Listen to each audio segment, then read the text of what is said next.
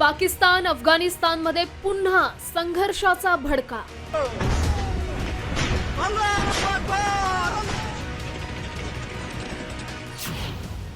दोन्ही देशांकडून तुफान गोळीबार।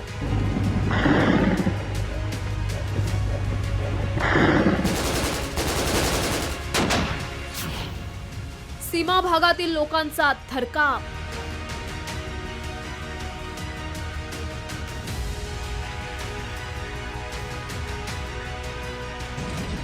पाकिस्तान आणि अफगाणिस्तानमधील वादाचा आता पुढचा अंक सुरू झाला। दोन्ही देशांच्या सीमेवर दोन्ही सैन्यांकडून तुफान गोळीबार करण्यात आला। त्यामुळे सीमा भागात तणावाचं आणि भीतीचं वातावरण निर्माण झालंय। यावेळी काही आधुनिक शस्त्रांचा देखील वापर करण्यात आलाय। पाकिस्तान आणि अफगाणिस्तान या दोन्ही देशांमध्ये सौदी अरेबिया इथे शांततेबाबत चर्चा सुरू होती। ही चर्चा फिसकटल्यानंतर सीमेवर हा गोळीबार सुरू झालाय। शुक्रवारी रात्री अचानक सुरू झालेल्या या गोळीबारामुळे सीमा भागात राहणाऱ्या लोकांची चांगलीच तारांबळ उडाली। मिळालेल्या माहितीनुसार अफगाणिस्तानमधील स्पिन बोल्डकमधून पाकिस्तानच्या दिशेने फायरिंग झालंय, तर पाकिस्तानच्या चमनकडून अफगाणिस्तानच्या दिशेला फायरिंग झालंय। सतत होणाऱ्या या फायरिंगमुळे दोन्ही देशातील शेकडो कुटुंब आपला जीव मुठीत घेऊन सुरक्षित स्थानी पळू लागले। सूत्रांनी दिलेल्या माहितीनुसार स्थानिकांना त्यांचं सामान गोळा करायची देखील संधी मिळालेली नाही।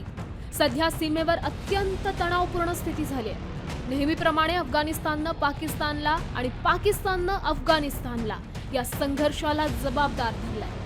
अफगाण तालिबानचे प्रवक्ता जबीहुल्लाह मुजाहिद यांनी सोशल मीडिया पोस्टद्वारे पाकिस्तानी सुरक्षा दलांनी कंधारच्या स्पिन बोल्डक जिल्ह्यात पहिल्यांदा हल्ला केला, त्यामुळे इस्लामिक अमिरातच्या सुरक्षा दलांना प्रत्युत्तर देणं हे भाग पडलंय अशी प्रतिक्रिया दिली आहे।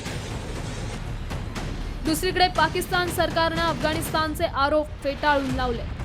पाकिस्तान प्रधानमंत्री कार्यालयाचे प्रवक्ते मोशर्रफ जैदी यांनी अफगाण सुरक्षा दलांनी सीमेवर येत कारण नसताना गोळीबार केला, त्यांच्या या कृतीनंतर पाकिस्ताननं आपल्या नागरिकांचं संरक्षण करण्यासाठी प्रतिबंधात्मक कारवाई केली असं म्हटलंय।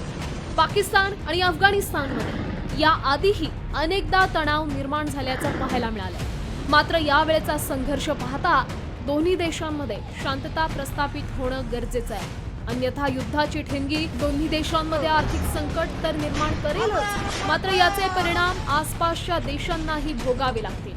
ब्युरो रिपोर्ट, साम टीव्ही न्यूज।